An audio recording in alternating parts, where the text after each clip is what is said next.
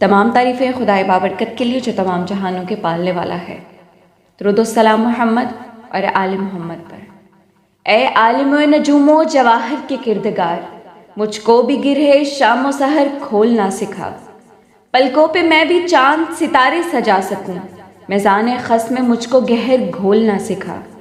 اب زہر ذائقے ہیں زبان حروف کے، ان ذائقوں میں خاک شفا گھولنا سکھا۔ دل مبتلا ہے کب سے عذاب سکوت میں، تو رب نطق لب ہے مجھے بولنا سکھا۔ تو رب نطق لب ہے مجھے بولنا سکھا۔ علی وقار میرے سامنے باب مصطفیٰ کا وہ قول ہے کہ بے شک مجھے معلم بنا کے بھیجا گیا۔ صدر علی وقار، الفاظ کو خوبصورت موتیوں کی مالا پہنانے کے لیے آج مجھے جس عظیم ہستی کے بارے میں اظہار خیال کرنا ہے وہ ہم سب کی زندگی میں لازم و ملزوم مقام رکھتی ہے۔ جی صدر علی وقار، آپ درست سمجھے۔ میں سلام پیش کرتی ہوں اس ہستی کو جس کی عظمت کی گواہی خود خاتم الانبیاء صلی اللہ علیہ وآلہ وسلم نے یہ کہہ کر دی تھی، انما بعثت معلما، جس کے بارے میں مولا کائنات حضرت علی کرم اللہ وجہہ نے فرمایا، جس نے تمہیں ایک لفظ بھی سکھایا گویا وہ تمہارا استاد ہے۔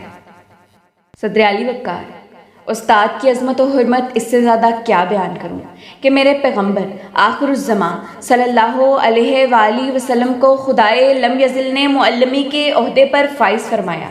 استاد قدرت کی ان گہری اور بڑی نعمتوں میں سے ہے کہ جس کی عظمتوں کو الفاظ اپنے حصار میں اسیر نہیں کر سکتے۔ یہ وہ سالار ملت اور بطل علم ہیں جو قوم کی بنیادوں کو استوار کرتے ہیں، اور یہی وہ لوگ ہیں جو قوم کے عروج یا زوال کا فیصلہ کرتے ہیں۔ یہی وہ لوگ ہیں جو درد کو دوا، بادل کو ردا، سرسر کو صبا اور ظلمت کو ضیاء کا پیرہن عطا کرتے ہیں، جو ملکہ شب کو سپیدہ سحر، مردہ دل کو موج بحر، محروم بینائی کو نور نظر اور ارباب شعور کو معراج فکر عطا کرتے ہیں۔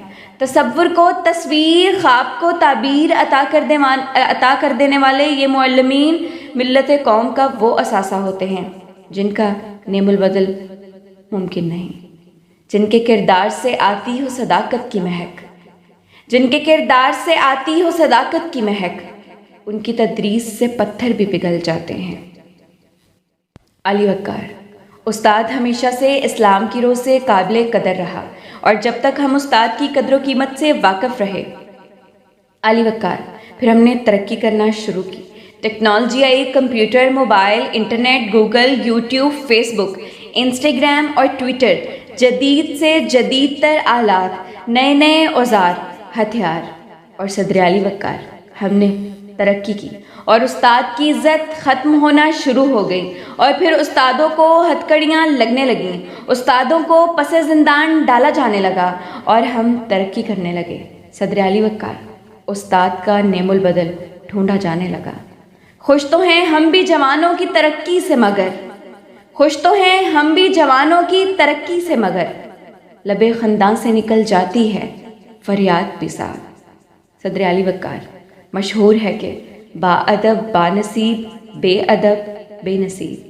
علی وقار، دنیا کی ہر کامیاب اور بلند ہستی نے استاد گرامی کی ہدایت اور رہنمائی کی بدولت اپنا نام تاریخ کے اوراق میں روشن کیا۔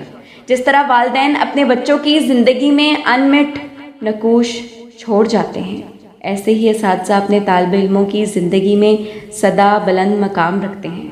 یہ وہ رشتہ ہے جو کبھی بھلایا نہیں جا سکتا۔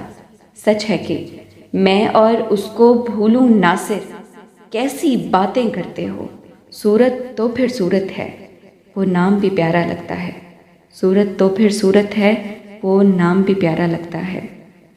صدر علی وقار، استاد کی ضرورت صرف معلومات کے حصول کے لیے نہیں، وہ طلباء کی اخلاقیات و نظریاتی تربیت کا بھی ضامن ہوتا ہے۔ اپنی تقریر کا اختتام کرنا چاہوں گی۔ مجھ کو خبر نہیں تھی آیا ہوں میں کہاں سے، ماں باپ اس زمین پر لائے تھے آسماں سے، پہنچا دیا فلک تک استاد نے یہاں سے، واقف نہ تھا ذرا بھی اتنے بڑے جہاں سے، مجھ کو دلایا کتنا اچھا مقام کہنا، اے دوستو ملے تو بس ایک پیام کہنا، استاد محترم کو میرا سلام کہنا، استاد محترم کو میرا سلام کہنا۔ شکریہ۔